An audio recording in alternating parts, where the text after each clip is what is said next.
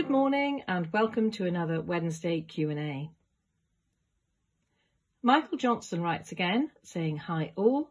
I keep looking in videos but I don't find any clarification of my question re multiple shades of stem stitch lines like in a tree trunk." So what Michael's talking about is working vertically from the top down towards the trunk in lines of colours of Crewel stem stitch. So that's what I have in a lot of my kits. He then continues, "When I'm doing line PS of stem stitch, there always seems to be exposed linen between the shading, especially when I'm using single wool. It's better if it's doubled, but I still have an open line. Is this how it's historically supposed to be? I keep wanting to go in and do another row of the same colour to fill it out. I'm trying to leave each stitch nice and plumb, but still." So actually, Michael, if you think you want more lines in it, just put them in. That's your kit. Once it's yours, once it's your design, it's your design. Historically, everybody did something different. So that's the great thing about crewel work. There isn't a sort of hard and fast rule. And it goes over many countries. If you go to Norway, it's on the costumes.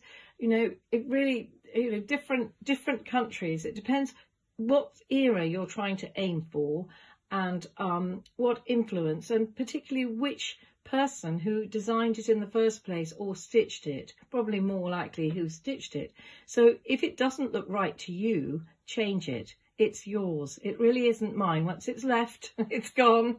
And I know that you're doing your own designs, and that's a designer choice. It's not something that I would ever say is right or wrong. On his PS, he says, "Any hints, ideas when the Esop's mirror frame is being released? Not that I need it because I have lots to do, but I'm really excited about it. Love the arts and crafts because the English arts and crafts is different than the American, and I've learned so much more about the English version. Great fun." Well, that's jolly good. I hope that, Michael, you'll join in the conversation, and you will get back to us and make some comments, perhaps on Facebook if you're on Facebook, and, join in when we release it, which should be in October. But I am getting up at 6 in the morning and I am working so hard on the stitch instructions.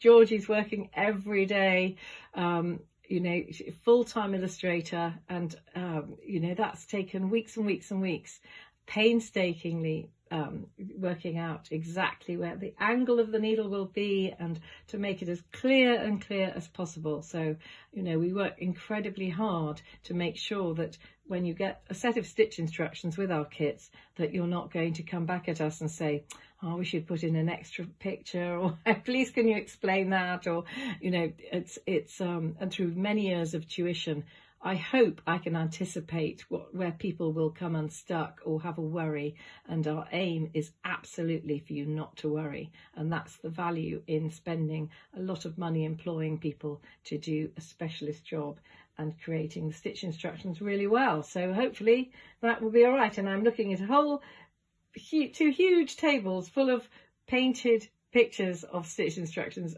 as I speak about this, and I can't wait to get them into some sort of final stage. Anyway, thank you very much for writing, Michael, and I hope that helps.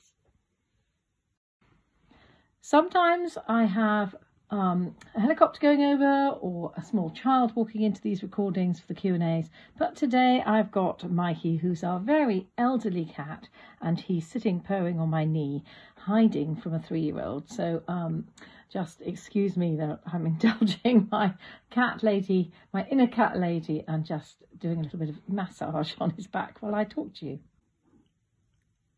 Valerie Kay has written in about her completed fire screen. She says, "I'm delighted with it, not least as I was near beginner when I started it." And that's why I'm reading this out, by the way, one of the reasons. "It has taken me ages, but well worth it. Off to the framer today. It took me so long that in the interim I moved house and no longer have a fire, so I will have it framed and hang it on the wall. You very kindly threw in some brass fittings when I bought it. Would you like me to return them in case someone would like them?" Goodness, Valerie, you got me on a very good day if I sent you some brass fittings. Gosh, we only have about 3 pairs left, and they're jolly difficult to buy, although you can get them from Viking Loom. The email address is vikingloom.co.uk in England, and I'm not sure where you could get them. I would suggest asking Needle in a Haystack or Access Commodities to know if anyone in America has them. And All Threads or similar shop would possibly know in Australia. I'm not sure. Ribbon Rose in New Zealand, they're very on it about where they can get stock. So hopefully anybody who wants to make a fire screen and actually have it as a fire screen, you can do that. One way of making them without brass fittings is to actually have it made in wood and then screw in some brackets at the base that you'd find from a hardware shop, or you could have your local blacksmith make them if you have a local blacksmith, which we don't have anymore, but you might have.